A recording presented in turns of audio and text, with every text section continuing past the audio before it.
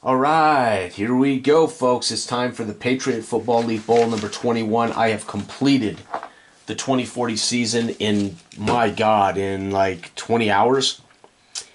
I got these cards from John in the morning. I sent them to Office Depot, picked them up in like half an hour, and proceeded to knock out. And remember, my seasons are short. They're 19-game seasons. It's a five-game schedule. 19 games, ultimately 15, 16, 17, 18, and the bowl game is 19. So it's a 19-game schedule. So don't be surprised I can finish an entire season so quickly. Only play 5-game regular season. So with that said, holy cow, folks, what a season it was. I haven't even stopped to make the final standings, write up the final standings or anything else. I have tallied, information for those teams that made it to the championship. I mean, I have literally been enjoying and plowing through these. I've only taken a break to, eat breakfast, take a shower, get some work done, email exchange with John. Outside of that, it's been banging these out. So, holy cow, San Francisco, a CC team, made it all the way to the championship. This is a team that I felt so bad for over the last few years, as they have been a 1-5, 1-5, 0-6, 1-5, 2-4. I think they climbed up to 3-3 last year, showed promise. They have improved, and they have made it to the championship game at 4-2. They score 26 points a game, and they give up 21 points a game. They have a rookie quarterback named Dunn, who scored 15 touchdowns total on the season with 2 turnovers. He has been a marvel. They are +3 in turnover ratio.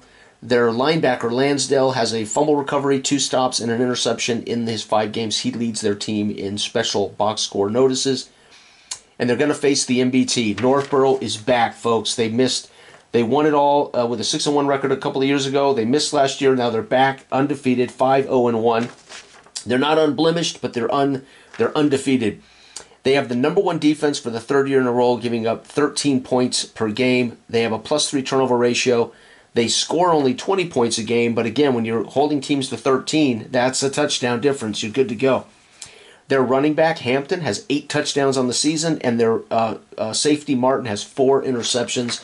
This is going to be a brilliant game.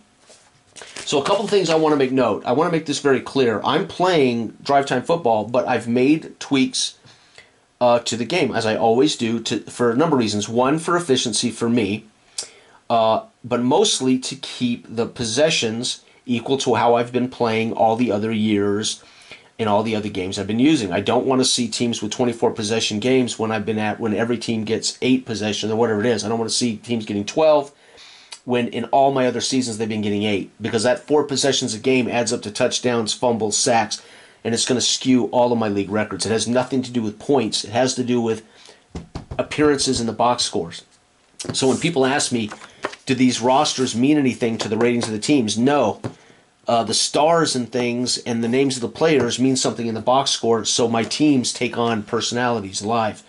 They are irrelevant. These rosters of data have no effect on the actual gameplay. Now, the head coach has an effect on the team. The GM has an effect on the team.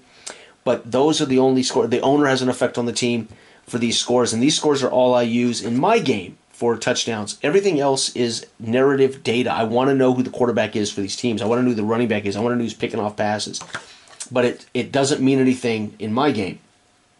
Well, this is the same. We have all the data on the cards. There are no players here, right? So I'm still going to use my offseason. I'm still going to use my rosters and my offseason paradigm, but I will be using Drive Time Football. Now that John has provided us with a way of making our own teams, things are going to change, as I have ideas that I would like to see on offense, defense, and the red zone that John doesn't do, that I am going to do for my personal, private, fantasy career stuff. So understand, when I play Drive Time Football on the channel, it is going to be not rules as written. It's going to have some tweaks, and you may find it has some fairly major tweaks to the actual how this form functions, right? Okay, with that said, I have been using Take a Shot this year. Take a Shot allows me a team once per game to take a shot deep, try to score a touchdown before they start their drive. They get one of them. And that allows for the chance that a team on first down drops back and just heaves one deep for a shot at a cheap touchdown, right? I like seeing that kind of moment in the game. So I've added that feature to all my teams for this season. I have not hit one all year. They are very low percentage chances, but when it happens, it'll be amazing, right? So, all right, without further ado, let's get started. So again, I'm using my rules, 16 possession games, and the home team always gets the ball first, always gets the ball last. That is something I do in my games. I like that. I like to see all the teams with that controlled data, so I know who's really leading the league in sacks, who's really leading the league in interceptions, etc. Right? Okay. All right, so the MVT's first drive of the game, they do not have a kick return, so we just start with this first drive of the game. It's going to be on their offensive card. It is a 9. 9 is a punt, so they're going to end up punting in the first PFL Bowl. Again, these teams, San Fran comes in with a star rookie quarterback, and they were cursed with a horrific quarterback for 2 years more. When their offense changed, I decided to attribute that change in his offense to a new quarterback, so I took Moore off, even though Moore did not retire on his own. I cut him, and I built Dunn. I rolled what Dunn was. He was a star quarterback, which was perfect, and that accounted for their C, them going up from a D offense to a C offense. That's how that works. They were already going up to a C. I just made a change to the quarterback to account for that. Okay. They have a great rookie running back in Mullins. They have a star old receiver in Lee. He's a 9-year vet. And they have a fantastic defense, star-wise, but not so fantastic on the scoreboard. Northborough, again, has Gomez, 7-year vet, Arisho, and Hampton, who Hampton's had 8 rushing touchdowns this year. They have 2 rookie receivers, both solid. They have a new rookie kicker who's had ups and downs all year, and they have a defense that leads the league for the 3rd year in a row. However, they only have 2 stars. What that tells me is all of their players on their defensive depth are good. They just only have 2 guys that stand out. All right, San Fran gets the ball on their first drive, and they're going to go 12. Red zone, baby. So San Fran with a red zone. 2, touchdown pass. There he is, done, the rookie. TD pass. I will fill out the remainder. So I go back over the box scores afterwards, and I add in the details of who he threw that pass to, how the punts occur, etc. I'm not going to waste time doing it in these live games. All right, the MBT, here we go. They're down now. Their hometown fans a little nervous as that San Fran offense come out and got it done. However, the San Fran defense, 11, is going to force a punt. Uh-oh. Will San Fran at 4-2 upset the undefeated MBT and win a first title since the very first? It's been 21 years since these guys have won a title. They won the very first PFL Bowl. 21 years later, they have a chance to win their second. That's a trip. All right, here we go. It's going to be the defense of the MBT. 4 for them is fumble lost. Oh, and who lost the fumble? 5. It is definitely going to be Lee, wide receiver. So Lee caught a pass and fumbled the ball away. And that ends the first quarter, folks. It is San Fran 0, San Fran 7, NBT 0. Here we go, the MBT. Offense, they're going to get a 10. 10 is a punt. Uh-oh, the MBT are struggling here. San Francisco's first possession of the second is going to be 5. 5 is intercepted. Dunn's picked off, folks. Intercepted by 5. That's going to be Benson, their rookie free safety. And does he return it for a touchdown? Oh, he does not. But the MBT have the ball now, folks. And they're driving. It's going to be on this defense. 10. 10 is punt. So San Fran getting the job done, holding down the MBT. The MBT with 10. 10 is a punt of their own. Or San Fran with a, 10 punt.